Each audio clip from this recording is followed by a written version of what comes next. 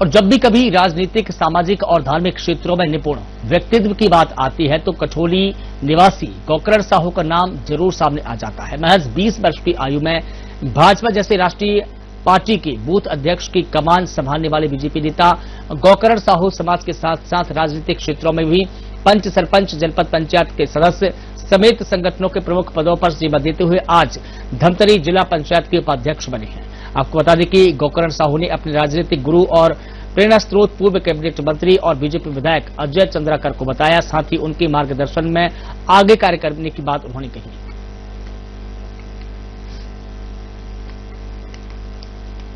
Bharatiya Janata party के विष्णुदेव साय सरकार में लगातार 25 सालों से कदम ताल करते हुए सत्ता और सरकार के साथ मिलकर काम करने वाले एक ऐसे कर्मयोगी व्यक्ति जो महज 20 साल के उम्र में बूथ अध्यक्ष का कमान संभाले और बूथ अध्यक्ष से लेकर के आज वर्तमान में धमतरी के जिला पंचायत उपाध्यक्ष के पद पर सुशोभित हैं और लगातार लोगों के लिए जन सरोकारिता सहित जन समर्थन का कार्य कर रहे हैं। जी हां, हम बात कर रहे हैं ग्राम कठौली निवासी गौकरण साहू जी का, जो लगातार राजनीति में सक्रिय है और जिस हिसाब से उनका कार्य है, उनका काम से ही उनका नाम बना है। आइए आपको मुखातिब कराते हैं और उनसे परिचय कराते हैं। पहले तो बहुत बहुत स्वागत है गौकरण जी। जी धन्यवाद। आप साधना न्यूज को चैनल को मेरी तरफ से बहुत बहुत धन्यवाद जो आप यहाँ पर उपस्थित हुए और समस्त साधना न्यूज में जुड़े हुए समस्त लोगों को मेरा प्रणाम। साहू जी, पहला सवाल आपसे जानेंगे कि राजनीति में आपका आना कैसे हुआ, प्रारंभिक जो शिक्षा है वो आप कहाँ से ग्रहण किए? प्रारंभिक शिक्षा मेरा ग्राम पंचायत कठौली प्राथमिक शाला से अध्ययन किया हूँ मैं, और मिडिल स्कूल के लिए हम लोग पहले दूर दराज में होते थे तो रायपुर जिला पटेवा स्कूल जाते थे, फिर हायर सेकेंडरी नयापाड़ा और फिर कॉलेज जो है कुरुद महाविद्यालय में, फिर कुरुद महाविद्यालय के बाद पंडित रविशंकर यूनिवर्सिटी रायपुर में मैं एमए क्लास की पढ़ाई जो है भूगोल विषय में किया हूँ। और वहाँ से आने के बाद मैं गांव से तो पहले लोगों से जुड़ा हुआ था, रामायण मंडली से, नाटक मंडली से, तो गांव की जो स्थिति देखकर मैंने अपना जो है राजनीतिक क्षेत्र में, सामाजिक क्षेत्र में कदम बढ़ाया। आपके ऐसे कोई व्यक्ति जो प्रेरणा स्रोत रहे हैं कि आप राजनीति में आओ, राजनीति में कैरियर आप जिस हिसाब से बनाना चाह रहे थे, राजनीति को आप कैसे देखते हैं? ये राजनीति के मेरा प्रेरणा स्रोत सामान्य अजय चंद्राकर जी है, क्योंकि मैं बचपन से उनको हमारे गांव में देखता था तो मुझे उनके बात करने के स्टाइल, काम करने का स्टाइल काफी पसंद आया। फिर आगे तो अभी वर्तमान में हम सबके प्रेरणा स्रोत ही है और पूरा मोदी जी, योगी जी जैसे प्रेरणा स्रोत और सामने आ गए तो फिर राजनीतिक जीवन जो है, राजनीतिक क्षेत्र में सेवा करने का एक अलग अवसर मिल रहा है। महत्वपूर्ण सवाल ये रहता है कि आप अभी वर्तमान में जिला पंचायत के उपाध्यक्ष हैं। जिस हिसाब से आप क्षेत्र क्रमांक 3 में जीत दर्ज कराए हैं, जीत का परचम लहराए हैं, काफी सराहनीय रहा है और ऐतिहासिक जीत आपको मिला है। जनता को क्या कहेंगे? मैं इस क्षेत्र के समस्त जनता को बहुत बहुत धन्यवाद देता हूं, जो इतना विशाल वोट से मुझे विजय प्रदान किए। और निश्चित रूप से मेरा जो लगातार जो काम क्षेत्र में चल रहा था, सेवा भाव का, वो लोगों के प्रति दिलो दिमाग में था कि एक बार बड़ा सेवा का अवसर देना है करके, तो वो सेवा का अवसर मुझे दिए लोगों ने। जिस हिसाब से बीजेपी विकास के दम पर चुनाव जो है लड़ती है, विकास के दम पर चुनाव जीतते आ रही है, लोगों के मन में विकास शब्द भाजपा आया और लोग सोचते हैं कि विकास, कितना विकास हुआ विधानसभा और पूरे जिला और प्रदेश में, और विकास का जो पर्याय है वो आप कैसे देखते हैं? निश्चित रूप से भारतीय जनता पार्टी के शासन में विकास जो है एक अलग रूप से चलता है। शिक्षा, स्वास्थ्य, पेयजल, मूल सुविधाओं को लेकर भारतीय जनता पार्टी काम करती है और हमारे क्षेत्र के विकास पर लगे हुए रहते हैं। अजय चंद्राकर सम्मानीय विधायक जी जो है, तो विकास तो एक अलग पहचान है भारतीय जनता पार्टी में। जिस हिसाब से लगातार भाजपा विकास के काम कर रही है, वहीं कुरुद विधानसभा सहित पूरे जिले में कांग्रेसियों का एक अलग ट्रोल रहा है कि सरकार जब से सत्ता में आई है तो कर्मचारियों के हित में काम नहीं कर रही है और महिलाओं को जिस हिसाब से पैसा दिया जा रहा है तो वहीं शराब भट्टी खोलकर भी उनसे आय प्राप्त करने की कोशिश कर रहे हैं। ये आरोप उन लोगों का। नहीं, कर्मचारी वर्ग के हित में काम किए है तो कर्मचारी लोग संतुष्ट है और शासन के साथ कदम ताल मिलाकर काम कर रहे हैं। महिलाओं को बात करें तो महिलाओं को जो उनके सम्मान जो है प्रति माह जो 1000 रुपये जो प्रदान हो रहा है उससे सभी माताएं जो संतुष्ट है। उसमें पर्सनल जो उनके खर्च है दैनिक खर्च है वो जो है संपन्न हो जाता है, तो सब माताएं संतुष्ट है। और शराब भट्टी का विषय जो है तो शासन जो है बहुत सारा चीज पर अंकुश लगाया उनमें, जैसे खुले जगह में शराब पीने के संबंधी विषय बात करें तो और नया चीज जो खोला जा रहा है तो उसमें क्या है, मांग है कुछ स्थानों पर, वहां पर अवैध जो शराब है अवैध शराब की रोकने के लिए यह शासन जो है यह कदम उठा रही है और लोगों की मांग के आधार पर उठा रही है कि वहां अवैध शराब न बिके। तो करण जी, जिस हिसाब से अभी काफी निंदनीय घटना घटित हुआ है पहलगांव में, जम्मू कश्मीर के पहलगांव में, जिस हिसाब से लोगों के द्वारा हिंसात्मक कार्य किया गया, धर्म पूछ करके उनको मारा गया है, कैसे देखते हैं इन सारी चीजों को? निश्चित रूप से यह घटना बहुत ही निंदनीय है और दुखद घटना है। धर्म के आधार पर किसी का हत्या कर देना ये एक बहुत, मैं तो निंदा करता हूँ, बिल्कुल ऐसा नहीं होना चाहिए। हम सब एक धर्म के हैं, हम सबका धर्म है मानव धर्म और सबको अपने कर्तव्य का अच्छे से निर्वाह करना ये महत्वपूर्ण मानव जीवन के लिए है। तो ये निंदनीय घटना है, ये ऐसे घटना होना ही नहीं चाहिए और इस पर शासन जो है काफी कड़ा रुख अपनाया हुआ है। आगे जो है इसका खामियाजा लगता है कि भारतीय जनता पार्टी और केंद्र में बैठे जो मोदी सरकार है वो उनको देगी ही देगी। निश्चित रूप से भारतीय जनता पार्टी के में बैठी सरकार जो है, मोदी जी की सरकार, तुरंत ही एक्शन लिए और एक्शन लेते, जैसे सिंधु नदी समझौता को रद्द करवाया उन्होंने, जल समझौता को, वहां पर बॉर्डर पर प्रतिबंध लगाया गया है ना, और वीजा निरस्त किए लोगों का, पाकिस्तानी लोगों का, और यहाँ के दूतावास थे उनको तुरंत वापस भेज दिया गया।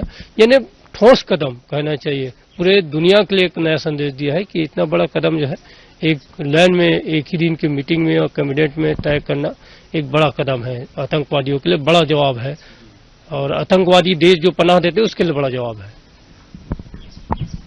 जिस हिसाब से भारतीय जनता पार्टी सनातनियों को एक करने में लगी हुई है, देखा जाए कि चुनाव के पूर्व ही केंद्र की जो मोदी सरकार है उनके द्वारा धारा 370 हटाया गया, राम मंदिर का निर्माण करवाया गया, जिस हिसाब से सनातनियों को एक करने का मुहिम चलाया गया, तो अभी तक सनातन बोर्ड क्यों नहीं बन पाया? और जिस हिसाब से वक्फ बोर्ड का निर्माण तो काफी समय से कर दिया गया है, सनातन बोर्ड आखिर कब बनेगा और किस प्रकार से इन सारी चीजों को आप देखते? सनातन हिंद हमारे भारत देश में सनातन ही धर्म महत्वपूर्ण धर्म है और इससे बढ़कर कोई धर्म नहीं है। बाकी हम जब जो है अलग अलग शाखाओं को बढ़ गए, हिंदू मुस्लिम सिख ईसाई, वो अलग चीज है।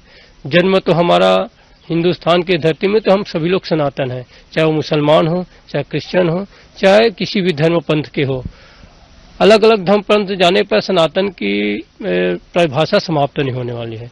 दूसरी चीज, सनातन अपने आप में एक अलग व्यवस्था है, तो उसका और कोई अलग से बोर्ड बनाने की जरूरत नहीं है। सबके दिलो दिमाग में है, जहां से जन्म ली वहीं से सनातन है, जिसका कोई अंत नहीं तो वो सनातन है। तो साहू जी, जिस हिसाब से धर्मांतरण काफी समय से चलते आ रहा है, धर्मांतरण एक ऐसी राजनीतिक मुद्दा बन चुका है जिसके आड़ में लोग वोट मांग रहे थे, और जिस हिसाब से धर्मांतरण हो रहा है, काफी समस्या देश में, प्रदेश में पैदा हो रही है। कैसे रोकेगा ये? धर्मांतरण तो लोगों को करना नहीं चाहिए। जय मैं जिस कुल में जन्म ली हूँ, जिस माता पिता ने मुझे जन्म दिया, उनका सम्मान हमको करना चाहिए। अगर हम धर्म परिवर्तन करते हैं तो माता पिता का अपमान है। और जहां हम धर्म परिवर्तन की जो बात करते हैं, रामचरितमानस में भी एक बढ़िया पंक्ति गोस्वामी जी लिखे हैं, धत परि फिर धर्म न छोड़ी। मानव का प्राण भले चले जाए लेकिन धर्म नहीं छोड़ना चाहिए। धर्म का अपना एक महत्व है, तो हमें अपना धर्म नहीं त्यागना चाहिए।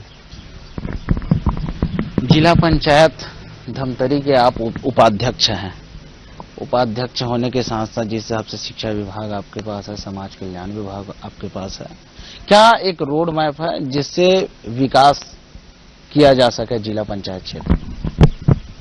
निश्चित रूप से हमारे क्षेत्र के विधायक अजय चंद्राकर जी है, एक कुरुद को शिक्षा का मूल बिंदु बना दिए हैं।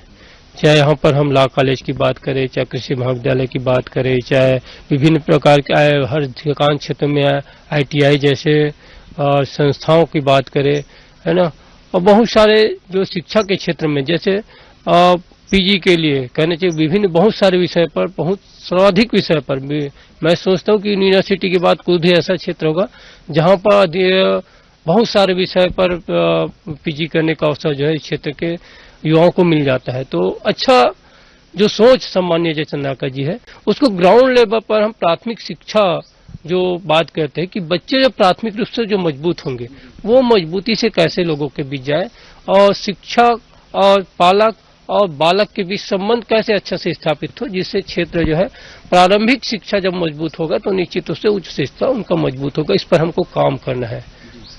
सरकार जिस हिसाब से महिलाओं के लिए, किसानों के लिए, मजदूरों के लिए जो काम तो कर ही रही है, लेकिन अन्य वर्ग के लिए, कर्मचारियों के लिए, साथ ही साथ जितने और भी लोग हैं समाज के लिए किस प्रकार से काम कर रही है? और आप साहू समाज से भी बिलोंग करते हैं, सामाजिक दृष्टिकोण के हिसाब से आप कैसे देखते हैं आज की स्तर में समाज क्या? भारतीय जनता पार्टी का मूल जो रूल है वो कोई सामाजिक परिदृश्य को लेकर काम नहीं करते हैं।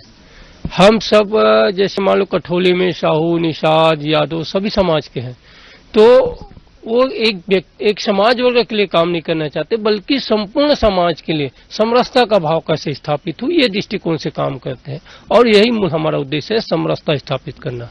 आप किस प्रकार से समाज को सपोर्ट करते हैं? मैं वही बताया ना कि मैं जैसे साहू समाज का व्यक्ति हूँ, तो किसी भी स्थानों पर भी जाता हूँ तो मैं समरसता का बात करता हूँ कि मैं साहू समाज के लिए बात नहीं कर रहा हूँ, जो बात रख रहा हूँ वो संपूर्ण समाज के लिए रख रहा हूँ, ये दृष्टिकोण से मैं बात करता हूँ। जिला पंचायत में जिस हिसाब से आपने रोड मैप तय किए हैं विकास कार्यों के लिए, तो जैसे मैदानी इलाकों के साथ साथ वनांचल क्षेत्रों में जिस हिसाब से विकास पिछड़ा हुआ है, जैसे इधर मगललोड क्षेत्र की बात किया जाए या फिर सिहावा विधानसभा क्षेत्र की बात किया जाए, उन सारी चीजों में विकास डेवलपमेंट कैसे होगा? विकास डेवलपमेंट होगा। अभी सम्माननीय अमित शाह जी के नेतृत्व में, सम्माननीय प्रदेश के उप मुख्यमंत्री और मुख्यमंत्री जी के नेतृत्व में पूरा छत्तीसगढ़ में नक्सलाइट जो है नक्सलवाद खत्म की ओर है। अब जब नक्सलवाद खत्म हो जाएंगे तो निश्चित रूप से जंगली क्षेत्रों में, घोर आदिवासी क्षेत्रों में या घोर जंगली क्षेत्रों में भी विकास जो है पहुंचेगा। ये रोड मैप तैयार है भारतीय जनता पार्टी का, अमित शाह के नेतृत्व में, विष्णुदेव साय जी के नेतृत्व में और हमारे प्रदेश के उप मुख्यमंत्री सम्माननीय विजय शर्मा जी के नेतृत्व में। नक्सलाइट खत्म की ओर है, तो नक्सलाइट जहां से खत्म हो जाएंगे तो विकास प्रारंभ हो जाएगा। कुरुद विधानसभा क्षेत्र में विकास के भागीरथी विधायक अजय चंद्राकर पूर्व मंत्री जो रहे हैं, तो उनके कार्यों को आप कैसे देखते हैं? और तमाम प्रकार की जो विकास है, आधारभूत संरचनाओं के अलावा और तमाम क्षेत्रों में जो उनका विकास है वो आप कैसे देखते हैं और उसके जो कार्य है उसको और कैसे आगे बढ़ाना चाहिए? निश्चित रूप से सम्माननीय अजय चंद्राकर जी का जो काम है एक अपने आप में अलग सा पहचान है, काम का ही पहचान, इसलिए उनको विकास पुरुष के नाम से जाना जाता है। वो स्वास्थ्य शिक्षा के अतिरिक्त जैसे अभी उनका मूल जो टारगेट है कि क्षेत्र के युवाओं को जो पढ़ लिख के इधर उधर भटक रहे हैं, जो अन्य नशा की ओर या और कहीं स्थानों पर जा रहे हैं, उनको काम कैसे मिले। जब रोजगार मिल जाएगा तो मानसिक रूप से लोग जो है स्थिर हो जाएंगे, काम पर लगाव होगा और काम के साथ अपने जो जिम्मेदारी है घर के प्रति वो समझेंगे। तो अजय चंद्राकर जी का मूल अभी टारगेट है कि क्षेत्र में हमको कैसे युवाओं को रोजगार प्रदान किया जाए, तो रोजगार मूलक शिक्षा और रोजगार परक उद्योग की स्थापना मेन उद्देश्य है। बहुत बहुत धन्यवाद। तो हमारे साथ साधना न्यूज के साथ चर्चा कर रहे थे गौकरण साहू जी, जो वर्तमान में धमतरी जिला पंचायत के उपाध्यक्ष हैं। लगातार भाजपा के साथ मिलकर के 25 सालों से वो काम कर रहे हैं। बता रहे हैं कि मूलभूत जो सुविधा है, बिजली, पानी, सड़क के साथ साथ जितने भी विकास कार्य हैं विधायक अजय चंद्राकर जी के नेतृत्व में संपन्न होना है और साथ ही वनांचल क्षेत्रों में भी विकास के एक नया पायदान शुरू किया जाएगा, जिससे लगातार जिला विकास की ओर नित नए पायदान को छूते रहेगा। कैमरामैन महेश के साथ रुपेश साहू, साधना न्यूज, धमतरी। और इसी के साथ फिलहाल इस बुलेटिन में इतना ही। आप लगातार बने रहिए साधना न्यूज के साथ। नमस्कार।